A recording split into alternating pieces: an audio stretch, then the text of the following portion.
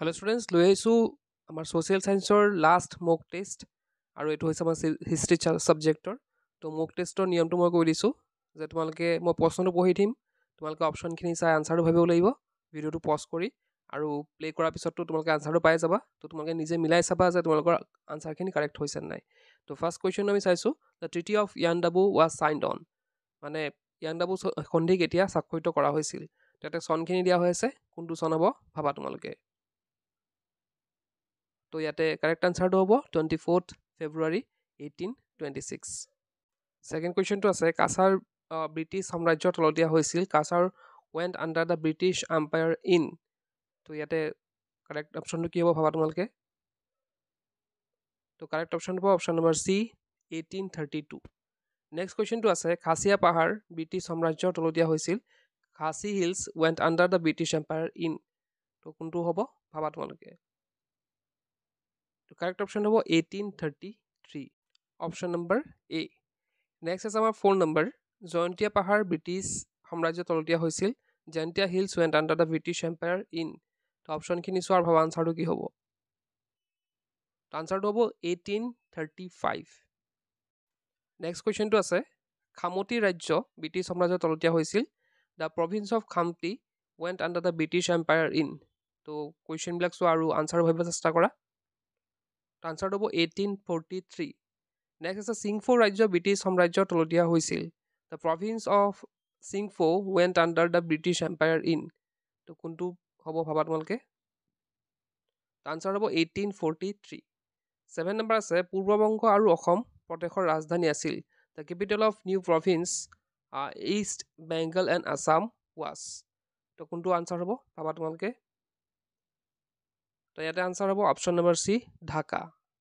Next question আছে Ripon কলেজৰ বৰ্তমান নাম হৈছে the present name of Ripon college is তো কোনটো অপশ্যন কাৰেক্ট হ'ব ভাবা তোমালোকে তো ইয়াতে কাৰেক্ট আনচাৰটো হ'ব সুৰেন্দ্ৰনাথ কলেজ নেক্সট আছে 9 নম্বৰ সৰলা দেৱী চৌধুৰাণীয়ে সম্পাদনা কৰা পত্ৰিকাখন আছিল the magazine edited by Sarala Devi Chaudhurani was তো কোনটো আনচাৰ হ'ব ভাবা তোমালোকে আনচাৰ হ'ব ভাৰতী 10 নম্বৰ আছে পৰীক্ষাত বংগমাতা ছবিখন অংকন কৰিছিল the famous painting Bangamata was painted by তো কাৰেক্ট আনচাৰটো কি হ'ব ভাবা তোমালোকে তো কাৰেক্ট আনচাৰ হ'ব অবীন্দ্ৰনাথ ঠাকুৰ নেক্সট কুৱেশ্যনটো আছে অসমীয়া লিটাৰেৰী ছ'চাইটি গঠন হৈছিল Assamese literary society was established in তো কাৰেক্ট অপশ্যনটো কোনটো ভাবা তোমালোকে তো কাৰেক্ট অপশ্যনটো হ'ব অপশ্যন নম্বৰ এ 1872 নেক্সট কুৱেশ্যনটো আছে অসমীয়া লিটাৰেৰী ছ'চাইটি গঠন হৈছিল ক'ত গঠন হৈছিল সুধিছে Assamese literary society was established তো কোনটো কাৰেক্ট হ'ব ভাবা তোমালোকে তো কাৰেক্ট এনচাৰ হ'ব option number C Kolkata 3rd number আছে হেমকোষ ৰচনা কৰিছিল কোনে কৰিছিল সুধিছে দ্য হেমকোষ ৱাজ ৰিটেন বাই তো কাৰেক্ট অপশ্যনটো কোনটো ভাবা তোমালোকে তো কাৰেক্ট অপশ্যনটো হ'ব হেমচন্দ্ৰ বৰুৱা নেক্সট কুৱেশ্যনটো আছে সদৌ অসম ৰায়ত সভাৰ প্ৰথম অধিৱেশন হৈছিল the first session of all Assam Raiyat Sabha was held on তো কোনটো অপশ্যন কাৰেক্ট হ'ব ভাবা তোমালোকে তো অপশ্যন কাৰেক্ট হ'ব 1933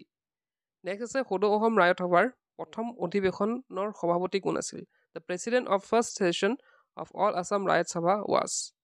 তো কাৰেক্ট অপশ্যন কোনটো ভাবা তোমালোকে তো কাৰেক্ট আনচাৰটো হ'ব নবীন চন্দ্ৰ বৰদলৈ নেক্সট 6 নম্বৰ আছে যোৰহাট সাৰ্বজনিক সভা স্থাপিত হৈছিল the Jorhat Sarbajanik Sabha was established in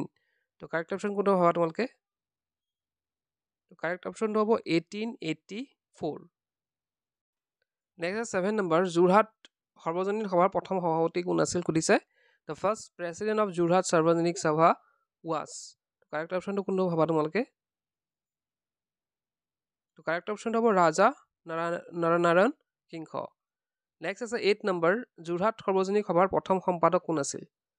তো অপশ্যন কোনটো হ'ব ভাবা তোমালোকে তো কাৰেক্ট আনচাৰটো হ'ব জগন্নাথ বৰুৱা নেক্সট কুৱেশ্যনটো আছে আছাম এছ'চিয়েশ্যনৰ জন্ম ক'ত হৈছিল মানে কেতিয়া হৈছিল the Assam association was from in তো কাৰেক্ট অপশ্যনটো কোনটো ভাবা তোমালোকে তো কাৰেক্ট অপশ্যনটো হ'ব 1903 10 নম্বৰ আছে আছাম এছ'চিয়েশ্যনৰ প্ৰথম অধিৱেশন ক'ত হৈছিল? The first session of Assam association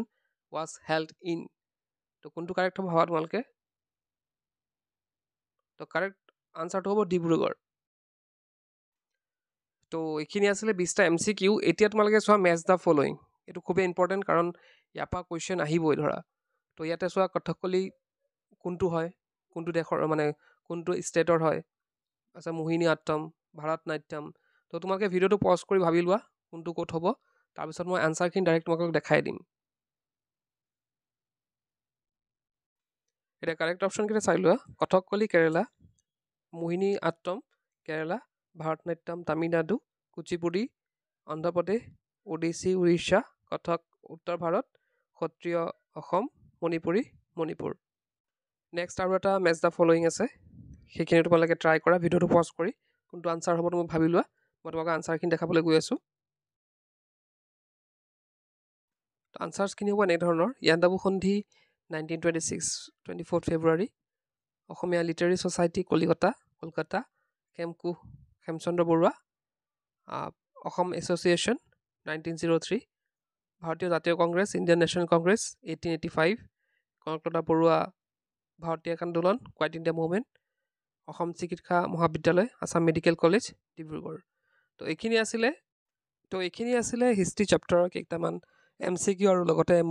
match the following. আশা কৰিছোঁ এইখিনিয়ে তোমালোকক উপকৃত কৰিব আগন্তুক যি অহাকাইলৈ যি এক্সাম আছে ছ'চিয়েল ছায়েন্সৰ তাত। তো সকলোকে এক্সাম ভাল হোৱাৰ আশাৰে আজি ভিডিঅ'টো শেষ কৰিলোঁ। কিপ ৱাচিং, লাৰ্ণ।